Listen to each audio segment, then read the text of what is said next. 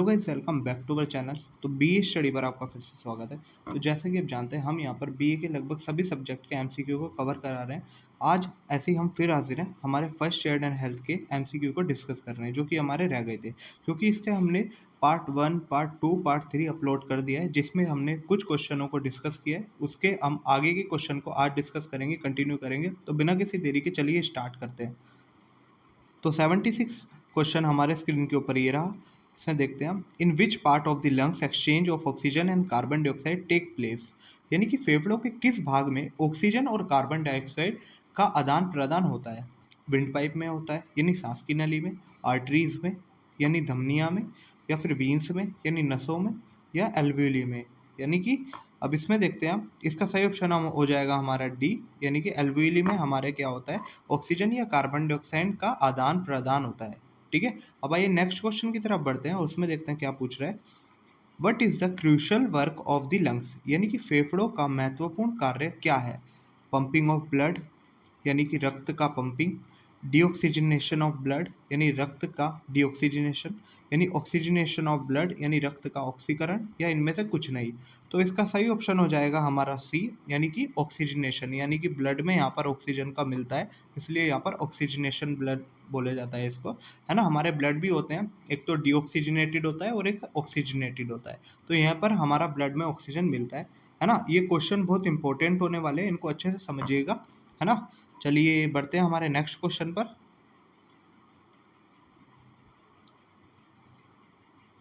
Next question में हमारा पूछ रहा है, what do you understand with the term blocked airway. यानी कि अवरुद्ध वायुमार्ग से आप क्या समझते हैं। As a result of muscular control being lost, यानी पेशियों नियंत्रण खो जाने के परिणाम स्वरूप, या due to fall back of tongue, यानी जुबान के पलट जाने के कारण, या ब्रीदिंग में भी नॉइजी और स्टॉप, यानी श्वास में आवाज़ हो सकती है या रुक जाती है, या इनमें से सभी ये हो सकते हैं, यानी कि ऑल ऑफ द अबव। यानी इसका सही ऑप्शन हो जाएगा हमारा ऑल ऑफ द अबव, है ना। अब बढ़ते हैं नेक्स्ट क्वेश्चन पे। Which one is not a trigger condition of A start CPR. यानी सीपीआर शुरू करने के लिए क्या एक मुख्य शर्त नहीं है। शॉर्ट ब्रीथ, यानी कि छोटी सांस, या इरेगुलर ब्रीथ, यानी अनियमित सांस, या एगोनल ब्रीथ, या फिर टॉक स्लोली, धीरे से बोलना। तो इसका सही ऑप्शन हो जाएगा हमारा डी, यानी कि टॉक स्लोली। अब देखते हैं नेक्स्ट क्वेश्चन में क्या पूछ रहे हैं हमसे। यानी कि hypoxia is caused by suffocation, choking of lungs, यानी फेफड़ों का बंद होना, या इम्पेयर्ड ब्रेन फंक्शन, यानी बिगड़ा हुआ मस्तिष्क कार्य, या सभी चीज़ें, यानी कि ऑल ऑफ द अबव। तो हाइपोक्सिया हमारा क्या होता है, सभी चीज़ों के कारण हो जाता है। तो ऑल ऑफ द अबव इसका सही आंसर हो जाएगा। अब आइए नेक्स्ट क्वेश्चन की तरफ बढ़ते हैं। What is the mean burning limit of an adult which can be life threatening. यानी कि एक वयस्क की न्यूनतम जलने की सीमा क्या है जो जीवन के लिए खतरा हो सकती है। 20%, 50%, यानी कि 15%, 10% या 5%। तो इसका सही ऑप्शन हो जाएगा हमारा ए, यानी कि 20%। अब आइए देखते हैं नेक्स्ट क्वेश्चन में क्या पूछ रहे हैं हमसे। Hypothermia is a condition when the body temperature falls below 35 degree Celsius, यानी 95 degree Fahrenheit. Which are the causes of it. यानी कि हमारी जो हाइपोथर्मिया है, एक ऐसी स्थिति है जब शरीर का तापमान 35 डिग्री सेल्सियस, यानी कि 95 डिग्री फ़ारेनहाइट से नीचे चला जाता है। तो इसका क्या कारण होता है।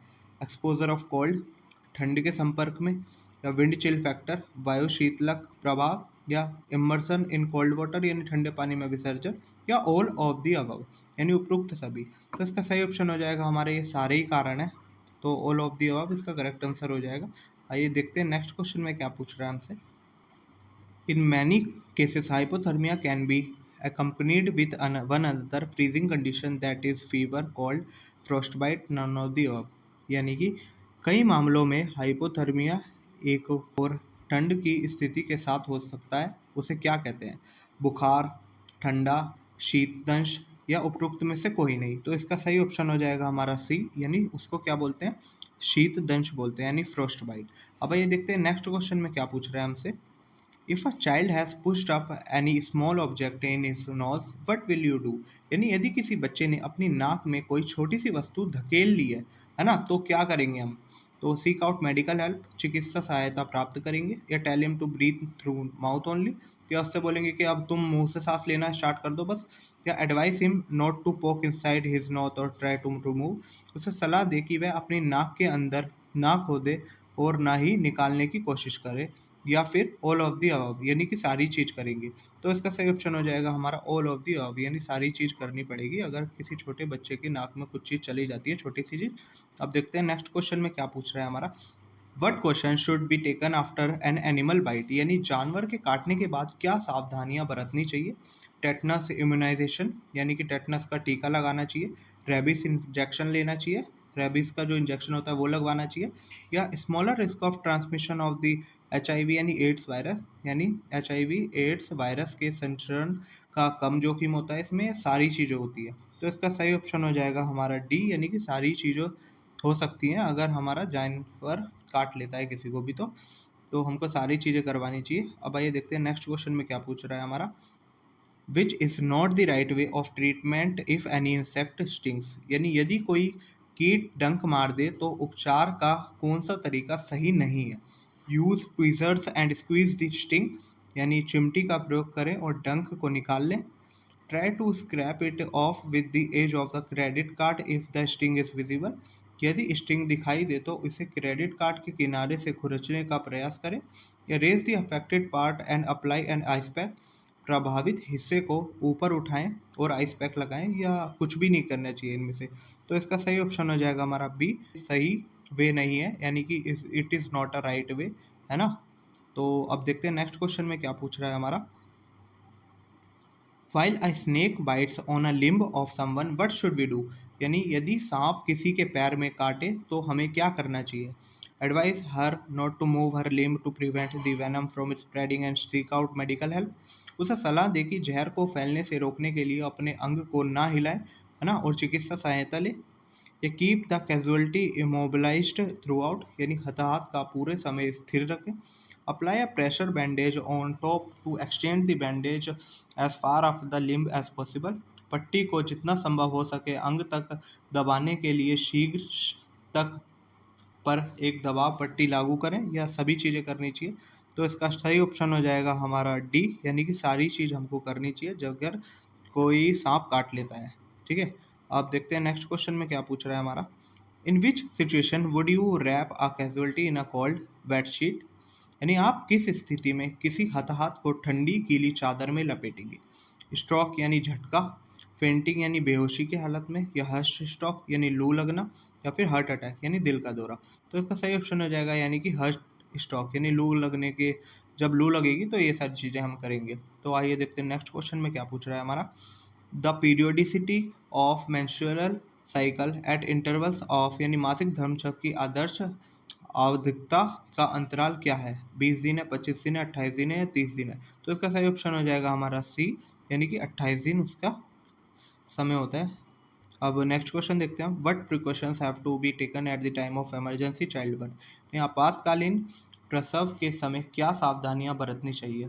First of all call the ambulance, इन सबसे पहले एम्बुलेंस को कॉल करनी चाहिए। Should not try to deliver the baby, बच्चे को जन्म देने की कोशिश नहीं करनी चाहिए। या फिर stay calm and encourage her to breathe deeply during her construction, शांत रहें और संकुचन के दौरान उसे गहरी सांस लेने के लिए प्रोत्साहित करें, या सभी चीज़ करनी चाहिए। तो इसका सही ऑप्शन हमारा डी, यानी कि ये सारी चीज़ हमको करनी चाहिए। तो अब देखते हैं नेक्स्ट क्वेश्चन में क्या पूछ रहा है हमारा। Strangulation can be caused by, है ना, यानी दम घुटने के क्या कारण होते हैं। गर्दन पर भारी दबाव यानी external pressure on the neck, या फिर एक्स्ट्रा मूवमेंट यानी अतिरिक्त हलचल, खांसी हो सकती है यानी कफ, या नॉइजी ब्रीथिंग यानी शोर श्वास हो सकता है। तो इसका सही ऑप्शन हो जाएगा ए, यानी कि जब गर्दन पर भारी दबाव पड़ेगा तो ये कारण हो सकता है दम घुटने का। अब आइए देखते हैं नेक्स्ट क्वेश्चन की तरफ क्या बताते। अब आइए देखते हैं नेक्स्ट क्वेश्चन में क्या पूछ रहा है।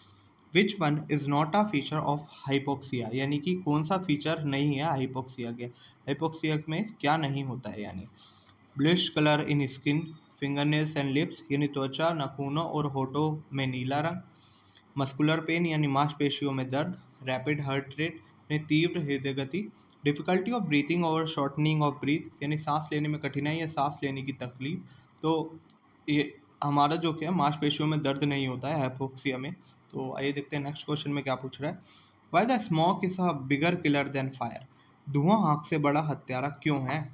Smoke has more temperature than fire, यानी धुएं में आग से ज़्यादा तापमान होता है। स्मोक पोजेसेस लेस विजिबिलिटी, यानी धुएं की दृश्यता कम होती है, यानी उससे हमें धुएं की वजह से कम दिखाई देता है हमको। Smoke is low in oxygen, यानी धुएं में ऑक्सीजन कम होता है। या स्मोक कैन मूव फ्रीली, या धुआं स्वतंत्र रूप से फैलता है। तो इसका सही ऑप्शन हो जाएगा कि जो हमारी ऑक्सीजन है वो कम होता है धुएं में, ठीक है। तो इसलिए वो क्या ज़्यादा खतरनाक होता है। अब आइए देखते हैं नेक्स्ट क्वेश्चन में क्या पूछ रहा है हमारा। Breathing impairment as a result of submersion or immersion in a liquid is known as, यानी किसी तरल पदार्थ में डूबने या डूबने के परिणाम स्वरूप होने वाली श्वास हानि की क्या कोने को क्या कहा जाता है। हैंगिंग यानी फांसी, ड्राउनिंग यानी डूबता हुआ, स्ट्रैंगुलेशन यानी गल घोटने, और रिससिटेशन यानी पुनर्जीवन। तो इसका सही ऑप्शन हो जाएगा हमारा बी, यानी कि डूबता हुआ, यानी ड्राउनिंग। अब आइए देखते हैं नेक्स्ट क्वेश्चन में क्या पूछ रहा है हमारा। How many ribs make up the ribcage of a normal human being, यानी एक सामान्य मनुष्य की पसली में कितनी पसलियाँ होती हैं। यानी 10 पेयर, 10 पेयर, 12 पेयर, 14 पेयर या 16 पेयर। तो इसका सही ऑप्शन हो जाएगा यानी कि बी, हमारी जो होती है 12 रिब्स होती हैं एक रिब केज में, यानी कि नॉर्मल ह्यूमन बींग के। अब आइए देखते हैं नेक्स्ट क्वेश्चन में क्या पूछ रहा है हमारा। Which organ is not covered by rib cage, यानी कौन सा अंग पसली से ढका नहीं होता है। Lungs, heart, kidney, liver. तो इसका सही ऑप्शन हो जाएगा हमारा सी, यानी किडनी हमारी रिब केज से ढकी हुई नहीं होती, यानी कि गुर्दा। अब आइए देखते हैं नेक्स्ट क्वेश्चन में क्या पूछ रहा है हमारा। Which vessels take a part in blood circulation, यानी कौन सी वाहिकाएं रक्त परिसंचरण में भाग लेती हैं। आर्टरी लेती है, वीन्स लेती है, कैपिलरीज लेती है, सभी लेती है, यानी धमनी, नसें, कोशिकाएं ये सभी लेती है। तो सारी चीज़ हमारी क्या सर्कुलेशन में पार्ट लेती है। तो इसका डी हमारा सही आंसर हो जाएगा। अब आइए देखते हैं नेक्स्ट क्वेश्चन में क्या पूछ रहा है हमारा। Which statement is not correct about shock, सदमे के बारे में कौन सा कथन सही नहीं है। Shock occurs when the blood circulatory system fails, यानी सदमा तब होता है जब रक्त संचार प्रणाली विफल हो जाती है। शॉक रिक्वायर इमरजेंसी ट्रीटमेंट, यानी कि सदमे के लिए आपातकालीन उपचार की आवश्यकता होती है। क्या shock occurred due to sadness, सदमा उदासी के कारण होता है। या as a result of shock vital organs deprived of oxygen, सदमे के परिणाम स्वरूप महत्वपूर्ण अंग ऑक्सीजन से वंचित हो जाता है। तो इसका हमारा सही ऑप्शन हो जाएगा सी, यानी कि shock occurred due to sadness, ये नहीं होता। तो ये इसका सही आंसर हो जाएगा हमारा। अब देखते हैं नेक्स्ट क्वेश्चन में क्या पूछ रहा है हमारा। When a limb that has been partially or completely cutting off from the body is known as, यानी जब कोई अंग जो शरीर से आंशिक रूप से या पूरी तरह से कट जाता है वो क्या कहलाता है। सर्जरी, एम्पुटेशन यानी विच्छेदन, शल्य चिकित्सा, शॉक यानी झटका, या फिर एक्सीडेंट यानी दुर्घटना।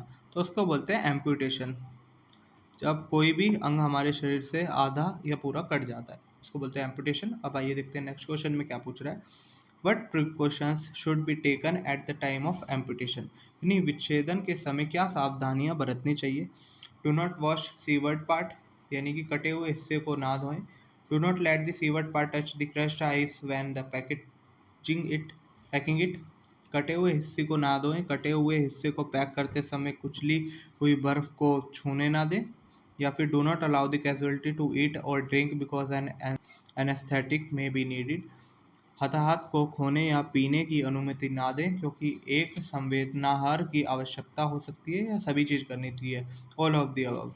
तो हमारा इसका सभी हो जाएगा, यानी कि सारी चीज़ हमको करनी चाहिए, है ना, ड्यूरिंग एम्पुटेशन।